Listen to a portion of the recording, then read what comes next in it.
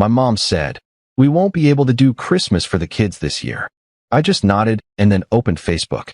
Her living room bursting with gifts. My sister's children ripping open. "Mom, why didn't Santa come to us?" I just snapped a photo of their mortgage payment and wrote, "Canceled." At 8:45 a.m., my mom was on my porch pounding the door. And then when my mom told me we wouldn't be doing Christmas this year because money was tight, I didn't argue. I nodded, said I understood. I really did. Groceries were ridiculous. Rent hikes. Yes, I get it. Everyone's struggling. I didn't expect magic. She even cried a little when she explained it. Said it broke her heart not to have anything for the grandkids, but that we were going to do a nice breakfast together. Just be grateful. Keep it simple this year. I hugged her and told her I'd bring cinnamon rolls. Kay, my daughter, is 6. Still fully in the magic of it all. Still leaving cookies out and listening for reindeer. She didn't need piles of toys. Just the feeling that someone remembered her. I gave her one gift that morning, but a pair of sparkly pajamas and a little snow globe I found at the thrift store. She smiled and said she loved it. Didn't even complain. I honestly thought, maybe we're good. Maybe this is enough. Then I made the mistake of opening Facebook. Right there at the top of my feed, my sister Lindsay had posted a live video. It autoplayed, and it hit me in the chest so fast I stopped chewing my toast. My mom's living room. Not mine, hers. Fully decorated, tree glowing, fireplace roaring, and dozens of wrapped gifts being torn into by Lindsay's 3 kids. Laughter, screaming, paper flying, boxes everywhere, brand name everything, Apple, Nike, Lego Beats. One of her twins was opening a PS5. In the corner of the frame, I saw my mom laughing, holding her phone, recording it all like it was the happiest morning of her life.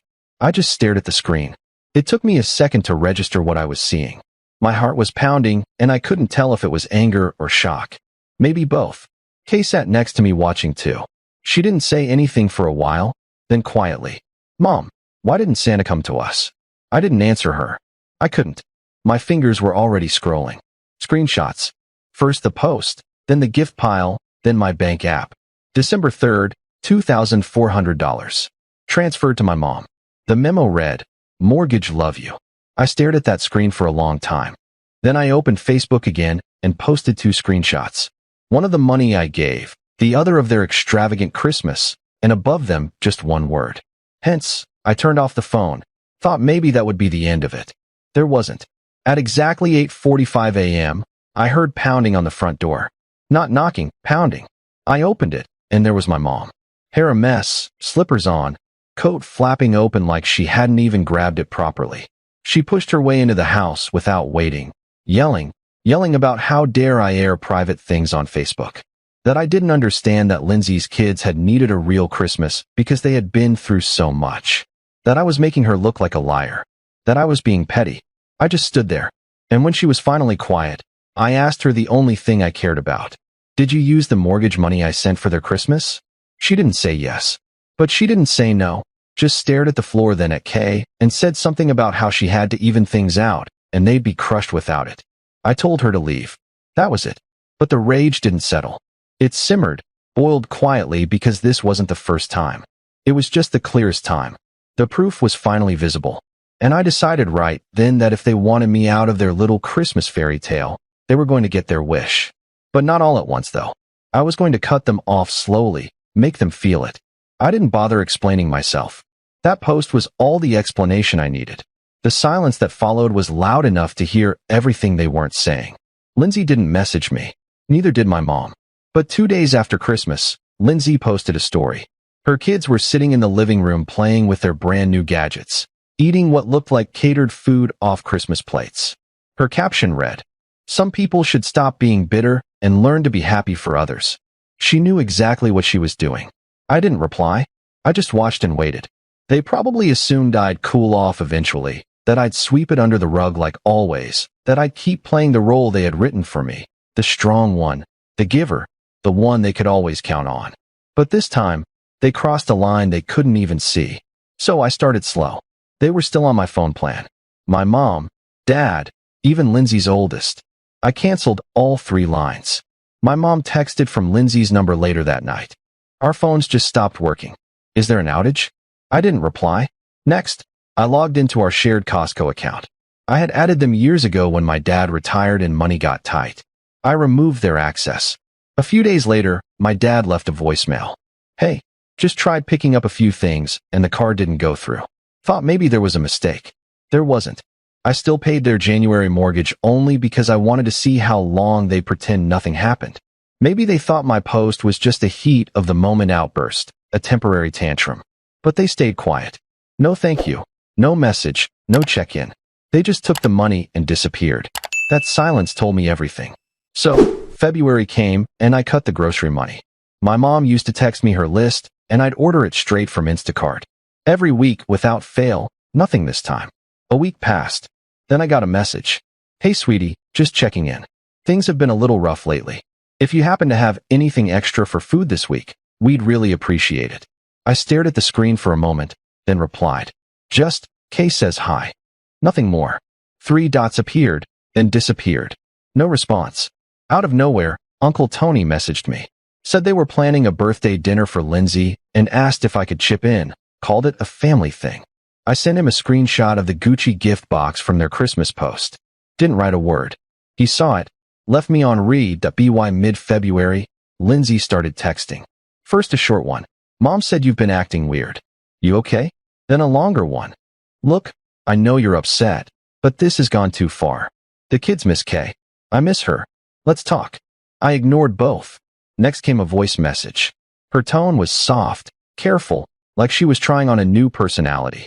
She said she didn't want things to spiral, that family is family, and we should rise above the drama. I blocked her. Then my mom texted again, something about her car making a weird noise and asking if I could help with repairs. I left her on read. That weekend, Dad called. I almost didn't answer, but something told me to. He started off calm, said he wanted to visit, talk things through. No yelling. I told him no. That's when the real reason slipped out. So, you're just going to let the house go? Just like that? I said yes. He went silent. I hung up. 3 days later, Lindsay posted one of those passive-aggressive quotes. Cutting people off doesn't make you heartless. It makes you honest. I almost laughed. But they weren't finished. What they did next crossed a line I didn't think they'd ever touch. By March, it went quiet again. No calls, no messages, just silence. Heavy, deliberate silence. They were waiting for me to cave. I could feel it. I'd stopped everything except the mortgage, which was still going through each month, because I wanted to see if they'd keep cashing the check like nothing happened. And they did. Every time. Not a thank you. Not even a thumbs up emoji. But I knew they were talking about me behind my back. That kind of silence where everyone whispers except to your face. Angela, my cousin, told me Lindsay had been saying I was going through something and just needed space. That she'd been so patient with me. Patient. Then came Easter. I hadn't planned anything big, just something small with Kay. Plastic eggs in the yard, a basket, a few chocolates. We were sitting on the porch painting when I heard the ping of her iPad. She almost never gets messages, just a few safe contacts. Me, her teacher, 2 cousins. I checked the screen. It was from Mom. A video. I tapped it open. Lindsay's kids again, holding massive Easter baskets, stuffed with over-the-top branded toys, gift cards, even cash.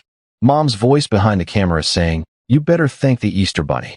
This is what love looks like. One of the twins asked, "Are we going to see Kay?" And my mom answered, clear as day, "No, not this year." Her mommy's being difficult again. I froze, still holding the iPad. Kay had watched the whole thing. She didn't say a word, just stood up and went inside without asking. That's when it clicked for me. This wasn't about money anymore.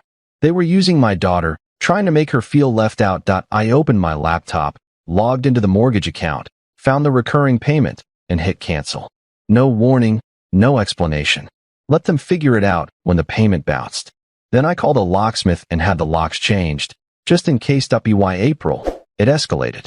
Lindsay emailed me, said she didn't understand why I was doing this, that it was hurting the whole family, that I was teaching Kay to hold grudges. I ignored her. Then my mom pulled something I hadn't expected. She showed up at Kay's school. Turns out she was still listed as an emergency contact from years ago. She didn't try to take her, but she left a gift bag at the front office, a doll, some candy, and a card that read, "Grandma loves you always, no matter what Mommy says." I snapped. I called the school, removed her from every contact list, told them she wasn't allowed near my daughter again. That night, I blocked her everywhere. Phone, email, Facebook. No more slow cuts. This was final. I didn't care if they begged, if the mortgage defaulted, if they finally realized what they'd done. I was done. Except people like that don't just fade away. For a few weeks, there was silence. No texts, no calls, no tag posts. Not peace, silence.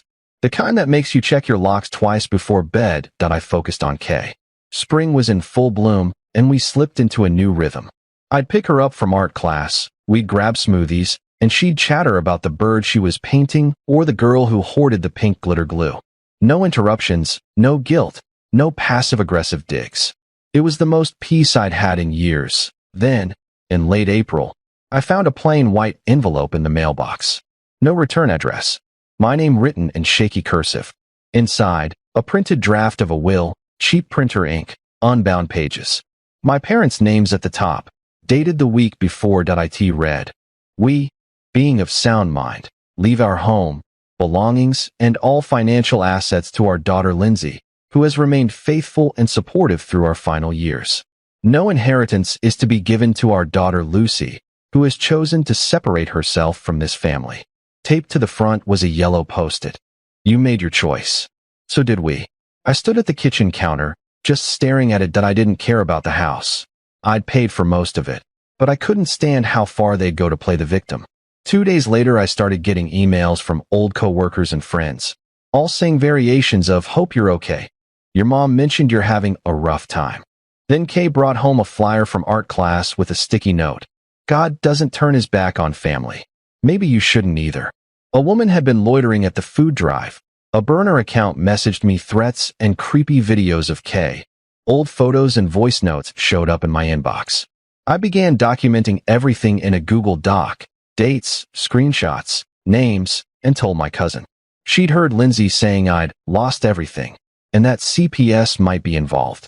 That tipped me over. I changed the school contact email, removed every emergency contact except me and Kay's godmother, put in cameras, and hired a family lawyer. He told me to get a restraining order. I filed the paperwork. When the notice arrived, my mom left a long, crying voicemail accusing me of punishing them and poisoning Kay. But Kay hadn't asked for them once. She was sleeping better and happier. That night, I asked her if she missed Christmas at Grandma's. She shrugged. They didn't like my daughter's doll, loud enough for Kay to notice, and that was it. I blocked every remaining number, closed my old Facebook, opened a private one, and changed Kay's last name at school. Small, legal steps to keep her off their radar. 2 weeks later, a certified letter arrived from a P.O. box in Arizona. A single printed photo of me standing in my driveway. My lawyer sent it to the police. The P.O. box was opened with a fake ID. Security footage showed a woman who matched my sister. Stalking. Criminal now. Calls kept coming, blocked numbers, declined calls. Then a fake ID text from Lindsay. "She'll hate you when she's older." That same day, someone tried to pick Kay up from school claiming to be my mother. She left when asked for ID. I called the lawyer and the police. We added attempted custodial interference to the file. I found drafts in Kay's old drawing app. Messages saved for her, old photos and voice notes uploaded to the cloud. They were banking on her seeing them later. Kay quietly nodded when I asked. She didn't tell me because she didn't want me to feel bad.